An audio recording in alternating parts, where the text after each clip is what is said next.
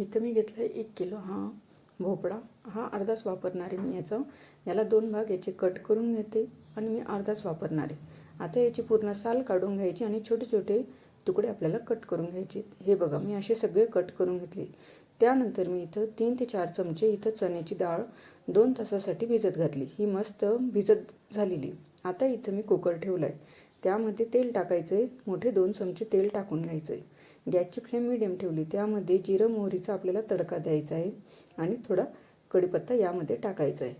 हे मी तडकू देते. हे बघा 2 मिनिटातच तडकले. त्यानंतर अद्रक लसूणची पेस्ट ही 1 चमचा टाकून घ्यायची आणि 1 मोठा कांदा कापलेला यामध्ये टाकून घ्यायचा आहे.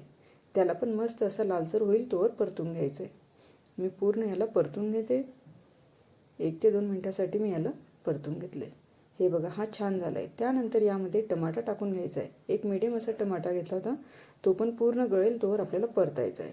आता हा पण परतून झाला आहे. आता यामध्ये मसाले टाकायचे. अर्धा चमचा जिरा पावडर, अर्धा चमचा धनिया पावडर, 1.5 चमचा लाल तिखट घेतलं आहे. लाल तिखट तुमच्या आवडीनुसार तुम्ही कमी जास्त करू शकतात. हळद घेतली अर्धा चमचा. हे परतून घ्यायचं आहे आपल्याला यामध्ये. हे बघा अशा पद्धतीने मी परतलं आहे. त्यानंतर आपण जी चण्याची डाळ घेतली ती इथं टाकून घेतली.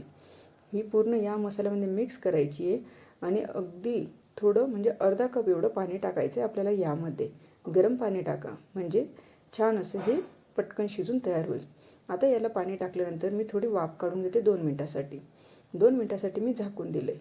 त्यानंतर उघडून बघूया. पूर्ण याचं पाणी सुकलं आहे आणि डाळ पण छान अशी मस्त थोडी शिजली. आता यामध्ये हा भोपळा जो घेतला होता आपण दुधी भोपळा तो इथं मिक्स करायचा आहे. मीठ टाकायचे चवीनुसार आणि कोथिंबीर टाकायची आणि यामध्ये हे पूर्ण मिक्स करून घ्यायचं आहे मसाल्यामध्ये.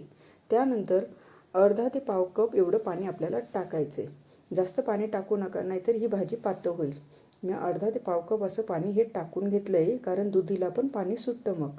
हे मी मस्त मिक्स केलं आहे आणि 2 शिट्या आपल्याला याचे घ्यायचे आहे. मीडियम फ्लेमवर मी 5 मिनिटासाठी मस्त 2 शिट्या याचे घेऊन घेते. मी याच्या 2 शिट्या घेतल्या आहेत. हे बघा 2 मिनिटानंतर मी याला पूर्ण गार झाल्यानंतर उघडून बघते. हे बघा मी याला उघडून बघितलं आहे.